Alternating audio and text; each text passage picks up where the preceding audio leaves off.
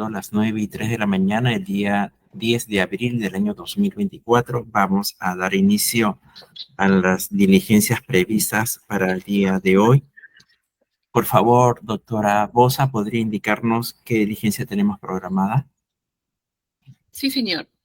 Buenos días, señor presidente, señoras y señores miembros del Pleno. Para el día de la fecha, 10 de abril del año 2024, a horas 9 de la mañana, se ha programado informe oral en el procedimiento disciplinario número 039-2023-JNJ, seguido contra el señor Juan Vizcarra Maquera, en su condición de juez del primer juzgado mixto de Carabaya de la Corte Superior de Justicia de Puno.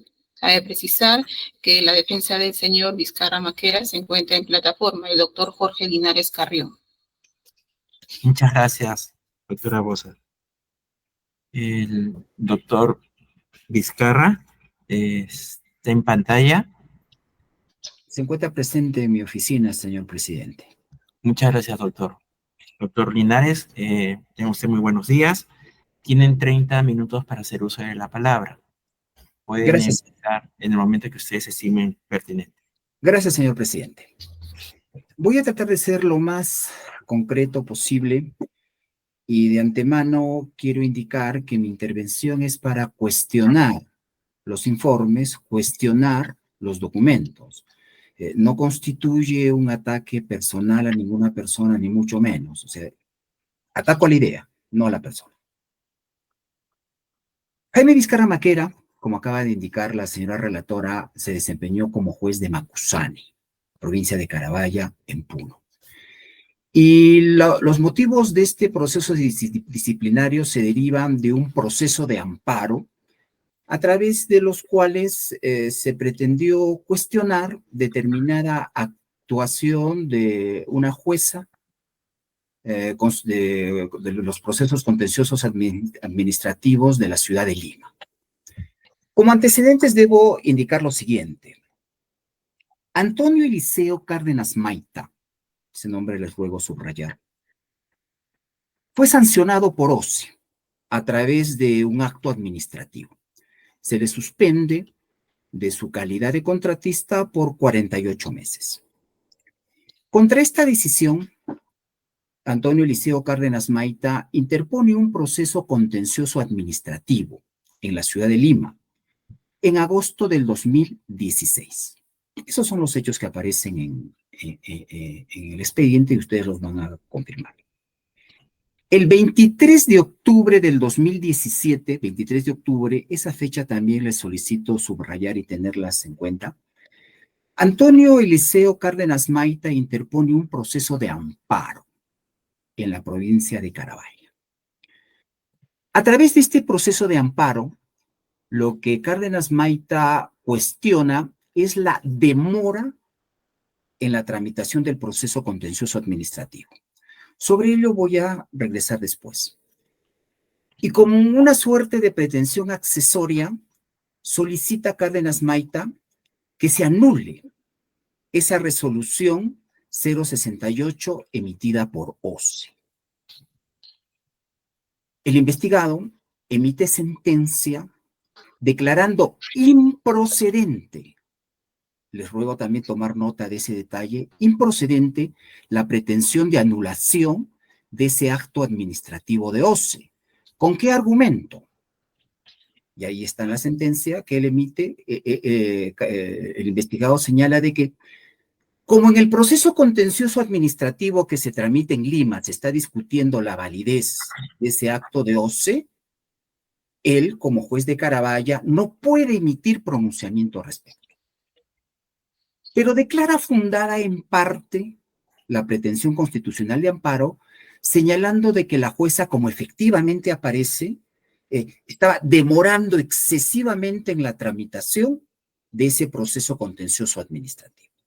Esos son los hechos, señores magistrados de la Junta Nacional de Justicia. En función a ello, al investigado se le atribuyen tres cargos. Tres cargos. El primero, estos cargos han venido variando a lo largo de la investigación, y lo digo con el mayor de los respetos. En el informe que emite la señora Tello, se incurre en incongruencia, que es la que precisamente se le imputa a Vizcarra, porque se le están arrogando cargos que no han sido objeto de la investigación. ¿Qué pasa con el primer cargo? OCMA, para pedir la destitución del investigado, dice de que el investigado no ha evaluado el DNI y anexos de la demanda, dice, porque de tales documentos no aparece que Antonio Eliseo Cárdenas Maita domicilia en Macusani, sino en Juliaca. Por consiguiente, OCMA dice de que el investigado ha admitido una demanda de amparo con vulneración del artículo 51 del Código Procesal Constitucional. En la misma línea, en el informe de la doctora Tello, como primer cargo, se le dice haber admitido la demanda sin haber realizado un estudio debido de los anexos. La doctora, en el informe se concluye de que la demanda debió haberse interpuesto en Juliaca, porque del DNI aparece de que el demandante domicilia en Juliaca, no en Macusani. Al momento de interponerse la demanda, efectivamente, se adjunta el DNI de Antonio Eliseo, en donde aparece que domicilia en Juliaca. Sin embargo, y este es un detalle que no se menciona ni en OCMA ni en el informe de la magistrada instructora, el 19 de octubre del 2017, 19, 20, 21, 22, 23, 4 días antes de la interposición de la demanda, Antonio Eliseo modifica su domicilio a la ciudad de Macusani. Entonces podría pensarse, pucha, 4 días es muy sospechoso. Sin embargo, no solamente adjunta ese documento de variación del domicilio, sino que también adjunta contratos de arrendamiento, declaraciones juradas, de los cuales efectivamente aparece de que esta persona domicilia en Macusani. En el numeral 18, les ruego tomar nota del informe que hizo la magistrada Tello, dice: de la información recibida de RENIC, se prueba que el favorecido Cárdenas Maita solicitó cambio de domicilio el 19 de octubre del 2017. Recordemos que la demanda se interpuso el 23. A la calle Inambari 207, cercado de Puno, Carabaya, Macusani. Al momento de presentar la demanda, acompañó copia del documento que acreditaba que había iniciado el trámite de cambio de domicilio, así como el DNI que poseía en ese momento y la de un contrato de arrendamiento. De todos ellos se obtiene copia certificada que remitió el órgano de control.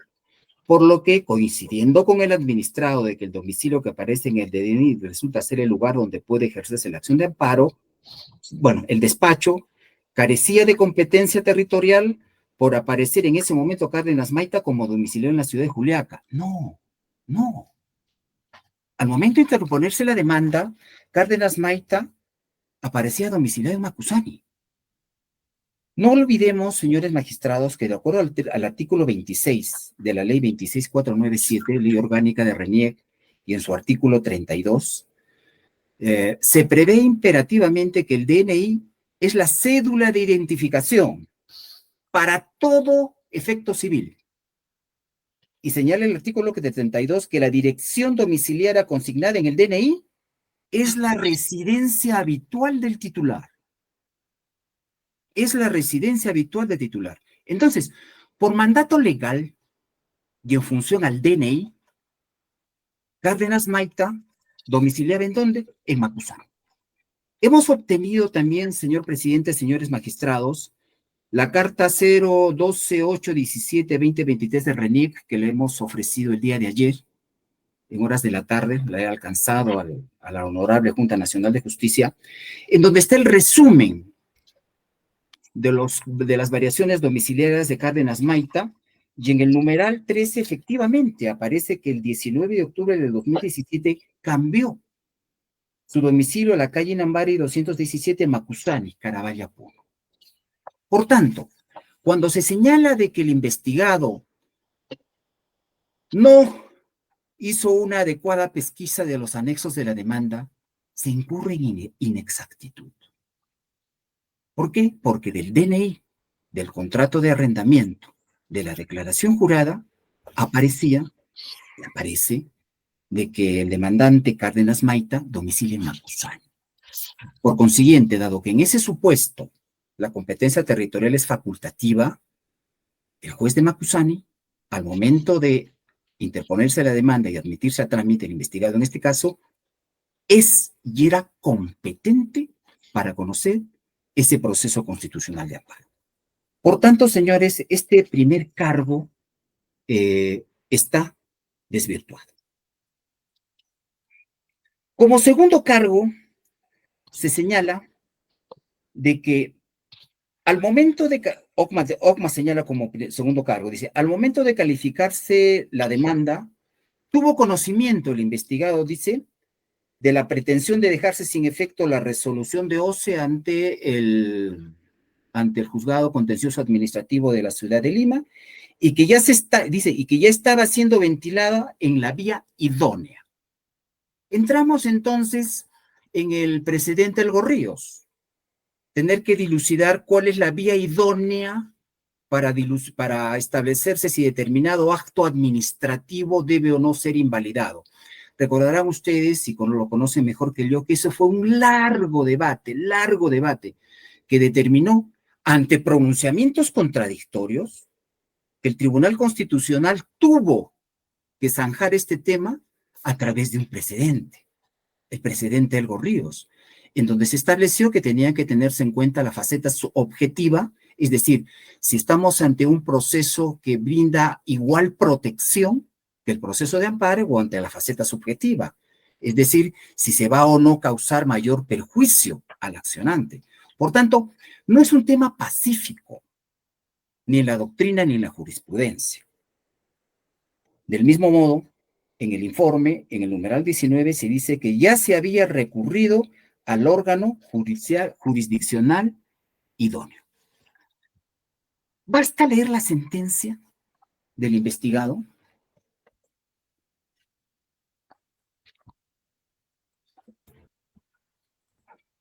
Basta leer la sentencia del investigado, señores. Considerando 16º, la sentencia dice, de la improcedencia de la solicitud planteada, que en el petitorio de la demanda además se solicita se deje sin efecto la resolución sancionatoria 680-2016, etcétera, etcétera. Sin embargo, este juzgado solo se pronuncia respecto a la violación de derechos fundamentales y no a revisar el fondo de dicha resolución, toda vez que la jueza del segundo juzgado permanente contencioso administrativa de Lima, tramitando el expediente número tal, es quien debe pronunciarse si anula o si deja sin efecto tal resolución, toda vez que es quien debe pronunciarse en tal aspecto, toda vez seguramente que los medios probatorios aportados por las partes emitirá una decisión firme de fondo, etcétera, etcétera. Y finalmente, esa pretensión de anulación de ese acto administrativo de OCE es declarado improcedente. En el informe, señor, de la doctora Tello, luego voy a volver sobre eso, se dice que este proceso de amparo fue interpuesto con la finalidad de que el investigado favorezca a Cárdenas Maita. Ese cargo de favorecimiento, señor, no ha sido imputado ni por Ocma ni en los cargos, en ninguna parte, en ninguna parte. Por eso es de que no hemos tenido la oportunidad de decir de que, como efectivamente es cierto, que no ha habido tal favorecimiento. Y tan cierto es que ese favorecimiento no ha existido que la pretensión de nulidad de ese acto administrativo de OCE ha sido declarado improcedente. Por tanto, señores magistrados, ese segundo cargo cae por sí mismo. ¿Por qué? Porque al momento de establecerse en la sentencia cuál era el juzgado competente para este tema, y hablándose de la vía idónea, ni Ocma ni en el informe hacen un análisis de la aplicación o no del precedente Elgo Ríos. Pero dejando de lado ese tema, en la propia sentencia emitida por el investigado, señores magistrados, esa pretensión es declarada improcedente. Por consiguiente, cualquier cargo que se le pueda hacer al respecto, sobre todo algún tema de presunto favorecimiento, no tiene cabida. No tiene cabida. Y el cuarto cargo es aún más dificultoso de poder ser sostenido. Perdón, el tercer cargo. Como tercer cargo, ¿qué dice Ockman? Ockman dice, en la sentencia emitida en el proceso de amparo, no se ha señalado cómo y en qué forma la resolución de OCE vulnera el derecho constitucional del demandante, de Cárdenas Maita. En el informe que hace la doctora Tello, estos cargos los divide en 3 subcargos, por así decirlo. Primero dice, se ha vulnerado el deber de motivación al admitir sentencias sin tener en cuenta que lo resuelto no guarda coherencia con el petitorio. Es lo que está diciendo, de que la decisión emitida es incongruente, porque siguiéndose el precedente constitucional Juliana Llamoja, la decisión incongruente es cuando el juez desvía el debate a temas no propuestos en la etapa postulatoria. Esa es la decisión incongruente. ¿Qué más se dice en el informe? 2. No existe fundamento alguno que explique de qué manera la resolución administrativa 680 habría vulnerado el derecho constitucional del demandante. Y 3. Habría una presunta parcialización con el demandante. Ese es el tercer cargo. Pero, señores magistrados, yo entiendo que quizás la formulación de estos informes se haya realizado por excesiva carga laboral, o en todo caso el asistente que seguramente se encargó de revisar los antecedentes no leyó la sentencia emitida por el investigado, porque se le dice, no ha señalado por qué la resolución emitida por OCE vulnera los derechos constitucionales del demandante. Pero en la sentencia no se dice eso. Más bien lo que en la sentencia se dice, conforme acabo de leer hace unos momentos del 16º considerando, el investigado dice, yo no me voy a pronunciar sobre la validez o no de ese acto administrativo, porque la validez o no de ese acto administrativo es de cargo de la jueza del segundo juzgado permanente contencioso administrativo. Y la pretensión de nulidad de ese acto administrativo es declarado improcedente en la sentencia emitida por el investigado. Si esto es así, por el amor de Dios, ¿cómo se le puede imputar como cargo no haber señalado en qué forma la resolución de OCE vulnera el derecho constitucional del demandante? Si él en ningún momento ha dicho eso, en ningún momento. Entonces aterrizamos ahora en el tema de la motivación. Ingresamos en el tema de la motivación. Acabo de indicar que la imputación de cargos que se le está haciendo al investigado es respecto a la existencia de una motivación incongruente, es decir, haber desviado el debate a temas no propuestos en la etapa postulatoria. Ese es el cargo. Y ese es el cargo que en su momento ha contestado el investigado. Decisión incongruente. Sin embargo, señores, en el numeral 48 del informe de la doctora Tello, con mucho respeto, se modifica el cargo. Y se dice lo siguiente.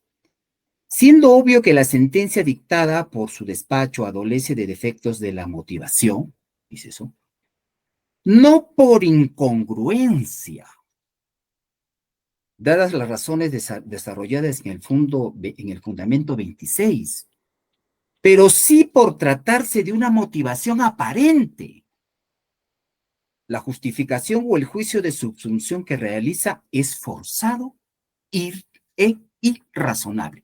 Me cambió el cargo de imputación, el título de imputación me lo cambiaron.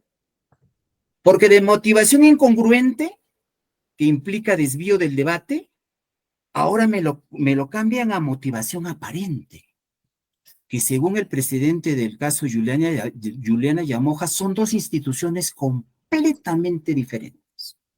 En la motivación aparente no se dan razones mínimas de las razones, de los motivos por los cuales el juez decide en tal o cual sentido.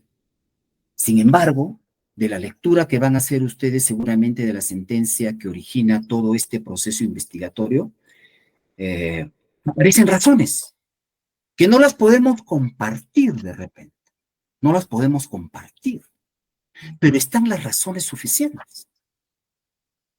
Están las razones por las cuales el investigado, en primer lugar, declara improcedente la resolución emitida por OCE. Por tanto, no puede sostenerse de que, como es verdad, existen determinados demandantes que para los efectos de cuestionar determinados actos administrativos recurren a juzgados de distintos lugares, pero en este caso ello no ha acontecido, porque el investigado ha declarado improcedente esa resolución de OCE.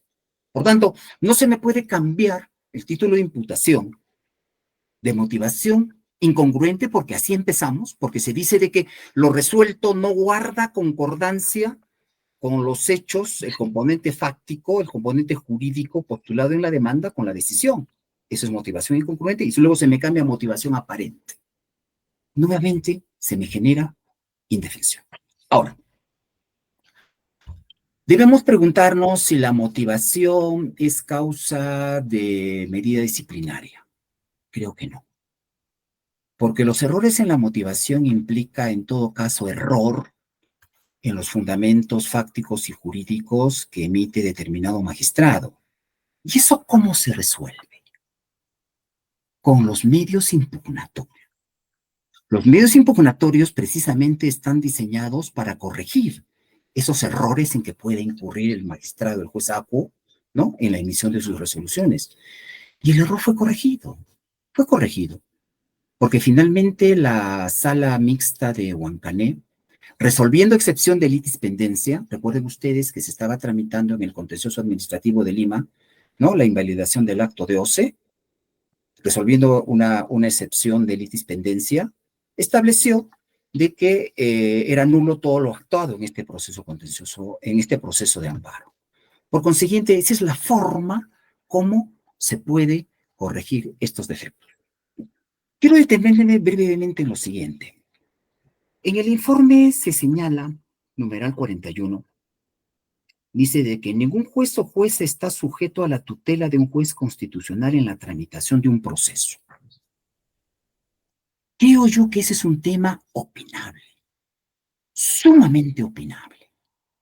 Es verdad que el Código Procesal Constitucional y la doctrina emitida por el Tribunal Constitucional han señalado de que el amparo contra resoluciones judiciales se produce cuando estamos ante una resolución judicial firme. En este caso no estamos ante ese escenario. Entonces preguntémonos, ¿vía amparo un juez constitucional podría conminar a un juez ordinario a que sea célere en la tramitación de un proceso? No hay norma que lo impida. No nos olvidemos que los derechos constitucionales deben ser interpretados en forma extensiva, nunca en forma restrictiva. Por consiguiente, creo yo que ese es un tema opinable, que por esa razón no puede determinar la interposición de una sanción. Finalmente, entiendo que me quedan pocos minutos, no quiero abusar de la confianza de ustedes, de su tiempo. Tanto el reglamento de procesos administrativos de la Junta Nacional de Justicia como la propia ley administrativa señala de que las sanciones, y también ya lo ha señalado también este digno tribunal en la resolución 118-2022, Pleno, Junta Nacional de Justicia en el proceso disciplinario 133-2020 JNN del 28 de septiembre del 2022, que para los efectos de la imposición de la sanción, de ser el caso, debe aplicarse el test de razonabilidad, porque se trata de cotejar los derechos en conflicto.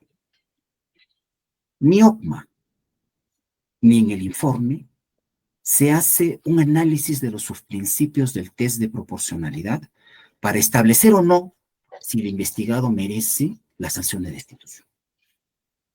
Ustedes conocen mejor que yo, señores magistrados, que el test de razonabilidad contiene 3 subprincipios. El principio de idoneidad, que implica que la injerencia del derecho constitucional, constitucionalmente protegible, valga la redundancia, debe tener la suficientemente fuerza para afectar el derecho que se quiere intervenir, en este caso el derecho del investigado a permanecer en el ejercicio de la función jurisdiccional. Nada de eso se dice ni por OCMA ni por el informe. En el subprincipio de necesidad, se trata de determinar si existe una medida menos gravosa que la propuesta para conseguir el fin constitucional que se pretende perseguir. El investigado, señor, es un magistrado que tiene reconocido prestigio en la ciudad de Puno. No es objeto de ninguna medida disciplinaria. Por consiguiente, debe evaluarse si efectivamente, en el supuesto de que este digno tribunal establezca que se ha incurrido en medida disciplinaria, se merece la medida de destitución o una medida menor. De la revisión del expediente, señor, van a confirmar de que existe un informe a través del cual en un primer momento se propuso que se le imponga la medida disciplinaria de 4 meses de suspensión. ¿Por qué? Porque con su decisión, la decisión por la cual es investigado, no se causó perjuicio a nadie. No se causó perjuicio a nadie. No anuló la resolución de OCE, que podría ser, si se quiere, el tema más álgido, el tema más complicado. No lo hizo. Por eso que se opinó, porque tenía que imponerse una medida menos gravosa de 4 meses de suspensión. Ni OCMA, ni en el informe se señalan las razones por las cuales debería ser destituido, las razones por las cuales debería frustrarse su proyecto de vida, de un joven magistrado que tiene mucho, mucho que hacer en beneficio de la comunidad ponente. Y finalmente, el test de proporcionalidad en sentido estricto, en donde se trata de establecer el mayor o menor grado de injerencia de los derechos constitucionales en conflicto. Nada de nada se dice ni por OCMA ni por el informe. Y con esto concluyo, señores magistrados. Creo que he demostrado con suficiencia de que los cargos que se le están imputando al investigado no se han probado, no son reales. Porque se le pide que justifique por qué él habría anulado, cuáles son las razones por las cuales habría anulado la resolución de OCE, cuando él no ha hecho eso. Ha hecho todo lo contrario. Ha declarado improcedente la pretensión. El domicilio de Cárdenas Maita, cuando se interpuso la demanda, estuvo señalado a través de los informes emitidos por RENIEG, que son considerados en el informe de la magistrada que hizo el documento, de que al momento de interponer la demanda, Cárdenas Maita domiciliaba en Macusani. En el tema de la motivación, acabo de demostrar que se me cambia el cargo de imputación, porque de una motivación incongruente se me cambia luego a una motivación aparente. Y el test de razonabilidad aconseja, porque a través del test de razonabilidad, y ustedes lo conocen mejor que yo, se procura buscar la decisión lo más justa posible, lo más razonable posible. Entonces, en el supuesto negado de que se pudiese establecer algún tipo de responsabilidad del investigado, señor, el test de razonabilidad aconseja de que la medida de destitución es totalmente desproporcionada, es totalmente injusta, es totalmente irrazonable. En función a eso, y con esto termino, señor presidente, agradeciéndoles por su atención, les solicito desechar los cargos, declarando la falta de responsabilidad en los hechos que se le imputan al investigado, o subordinadamente aplicar una medida disciplinaria menos lesiva que la destitución. He concluido por ahora, señor presidente. Muchas gracias. Muchas gracias a usted, doctor Linares, con lo cual daríamos por concluida la presente diligencia. Invito a los miembros del Pleno continuaré con el siguiente enlace para la hora prevista. Muchas gracias. Permiso. Buen día.